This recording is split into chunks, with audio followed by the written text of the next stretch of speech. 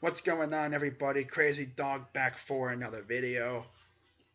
So, the NFL draft is officially in the books, and now we look forward to mini camps. You know, that's going to be the next time we see these guys in action. So, can't wait. But for this video, I'm going to go through all 10 of the Browns draft picks that we made in these past 3 days and kind of give my opinion slash analysis on them and how I think they'll fit in with the Browns. So, starting off with the first overall pick, Myles Garrett. Mm-mm-mm. Best pick of the draft by far for the Browns. This is when I knew it's like, okay, the Browns might have something going here. I mean, everyone makes a good pick in the first round, unless you're the Bears. But, no, I'm joking. Am I? I don't know. Forget the Bears. They suck. But anyways, Myles Garrett will be, that secret weapon that Gregg Williams will possess in his defense. He's going to make opposing offensive coordinators, sweat at night, trying to figure out how the heck to stop him. I would not be surprised if Myles Garrett led the league when it comes to rookies and sacks. Because I don't think he'll lead the league in sacks overall, but he'll probably lead the league, in terms of rookies. But hey, I wouldn't even be surprised if he led the league overall in sacks, you know. But then, of course, you got Emmanuel Ogbah on the other side, who could very well benefit from Myles Garrett, because if Myles Garrett is tearing it up, well, what are offenses going to do? They're going to game plan against Myles, and they're going to run right into the clutches of Emmanuel Ogbah. Because there sure is no way in hell you're running straight up the middle with Danny Shelton and most likely Larry Ogunjobi right there waiting to eat you up. You're not going anywhere with those two there. And what if Caleb Brantley is excused from his little, infraction with the police or whatever? What if he's found innocent? Well, you're going to have to deal with Caleb Brantley and Danny Shelton then. Good luck with that, guys. But this team's going to be so fun to watch. I love these rookies, man. But Myles Garrett, he'll be such a... Oh, my God.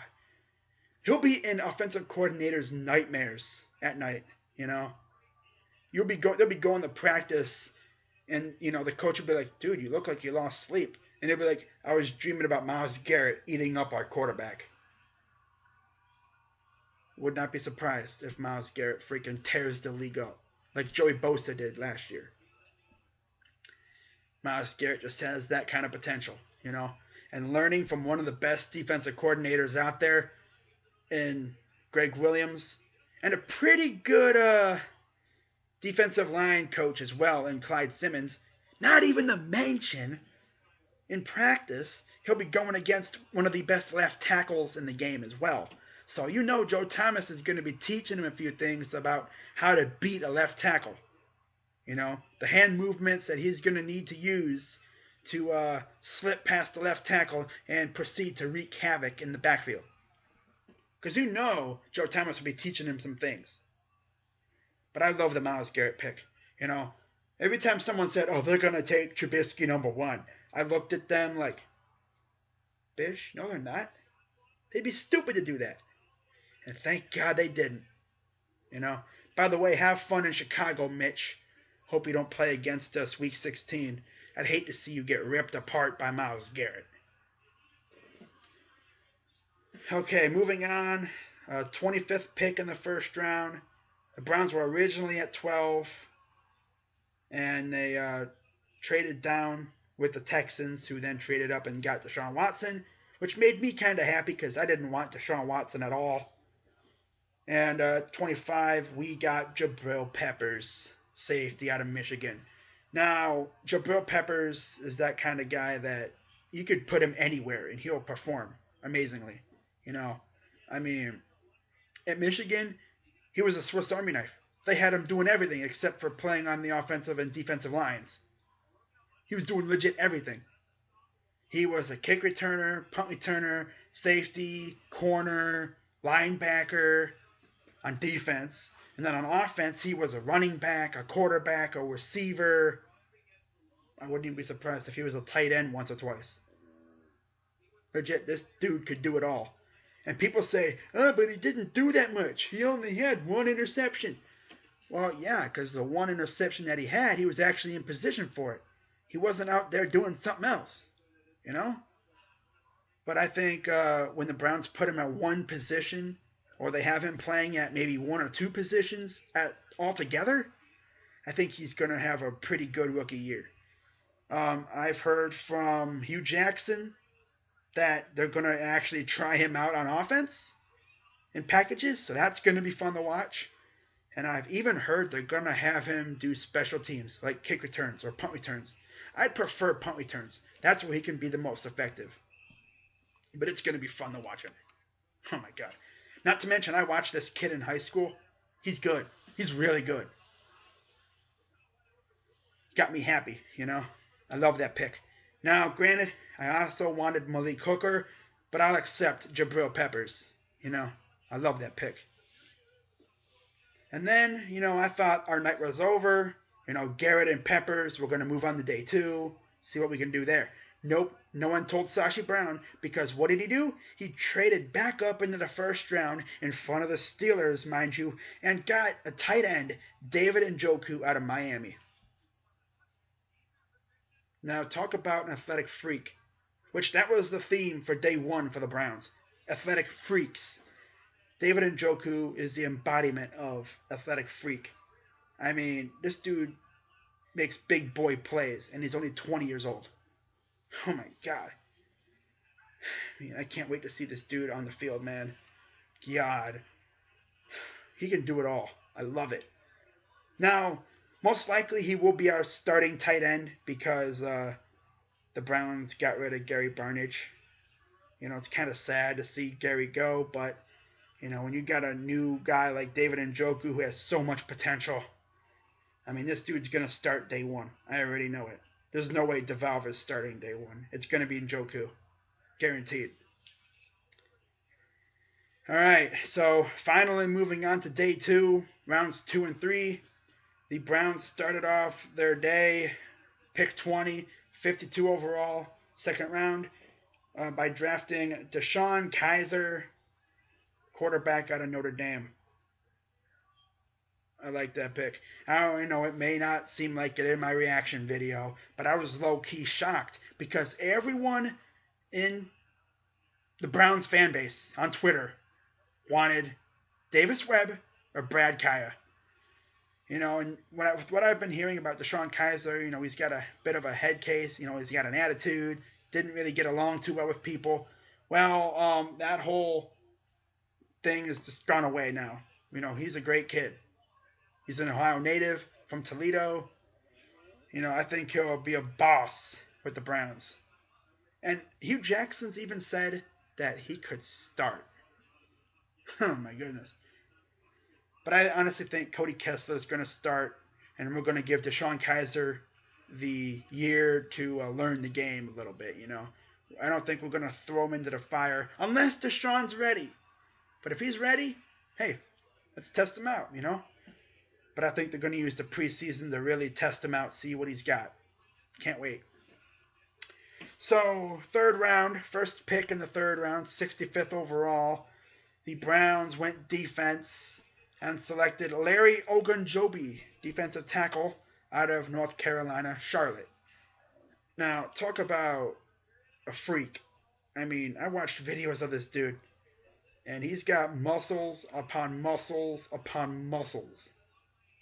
I mean, oh my God. Imagine being a running back or a quarterback, and you see that dude coming at you. I would run the other way. I mean, this dude's a freaking monster, too. That's the one thing we drafted a lot of. Monsters, you know. This guy's a beast.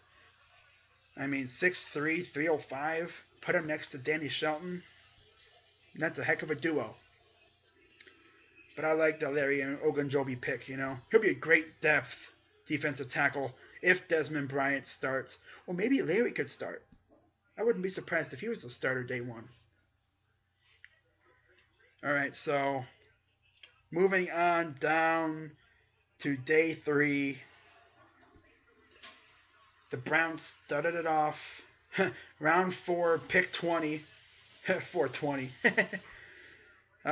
Pick 126 overall. We got this pick from the Broncos.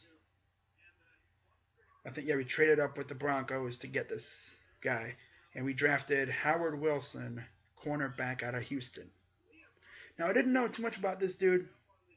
Looked him up a little bit, watched some tape. This kid's good. I like him a lot. I mean, he's a very physical corner. He's got a nose for the ball. Always knows where the ball is. You know, he's good in coverage too. The one thing everyone has against him is his inexperience, but he'll get experience real fast. I like that pick.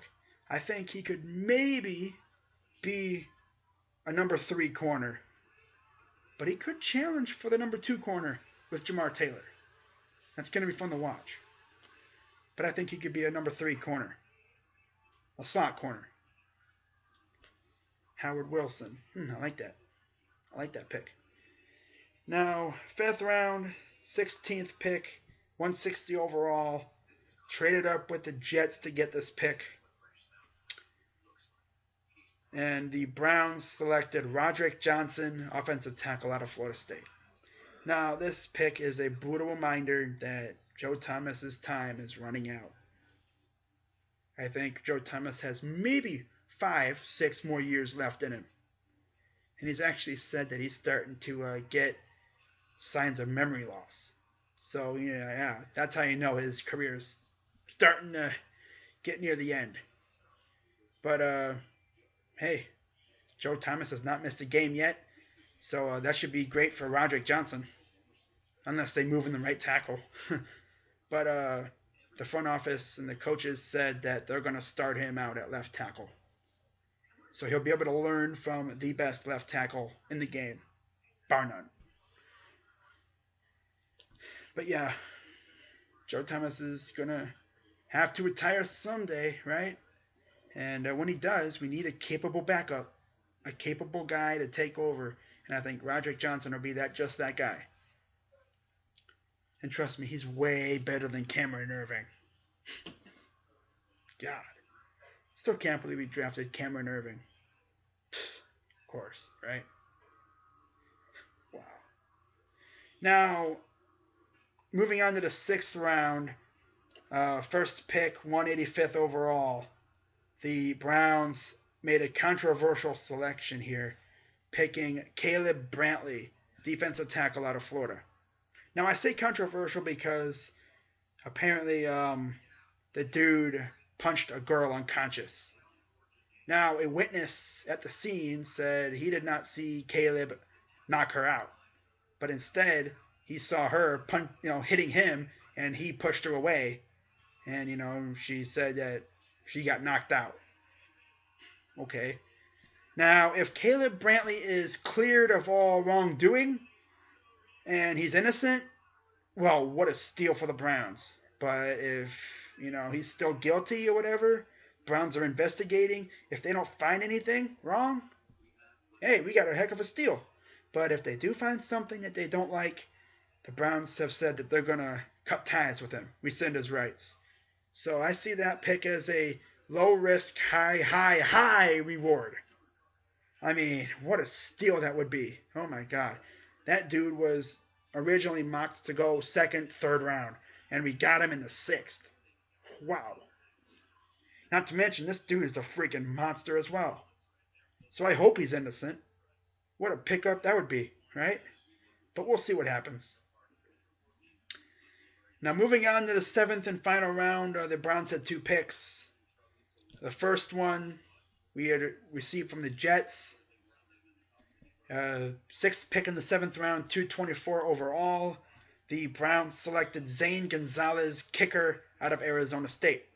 Now, Zane was the Lou Groza Award winner, which is, I believe, best kicker in the nation. So, how cool is that, right? We got the best kicker in the nation. Now, he'll most likely challenge Cody Parkey for the kicking job, and I think he'll beat him because Cody Parkey freaking sucks, But Zane Gonzalez can hit it from nearly everywhere on the field between the hash marks. I mean, he was 7 of 9 from beyond 50 yards, and he was perfect from closer than that. So the kid's good. I think he'll be really good for the Browns too. And then 7th round, 34th pick overall on the round, 252 overall, second to last pick of the draft. By the way, Chad Kelly was Mr. Irrelevant for the Broncos. The Browns selected Matt Days, running back out of NC State. Don't know really too much about him, but over the next few months I'll be looking up a lot of tape on the kid, reading up, But I think this kid could challenge for the third string running back spot. Now, do I think he'll win it? That's hard to say. George Atkinson's a pretty good running back, but he's mainly a special teamer, so I think Matt Days has the advantage there. Unless I don't even know if we still have Darius Jackson, who is our, fourth string running back or whatever. But I think Matt Days has a great chance to become our third stringer or special teamer. At worst, he's a special teamer, But I think he has a great chance of making this team. So there you have it. That is the Browns 2017 draft class. If I had to give it a grade, I would definitely give it a solid A, because of what they did in the first round. They could have taken Hooker at 12 without trading down. But hey, I like the Jabril Peppers pick. I love that pick.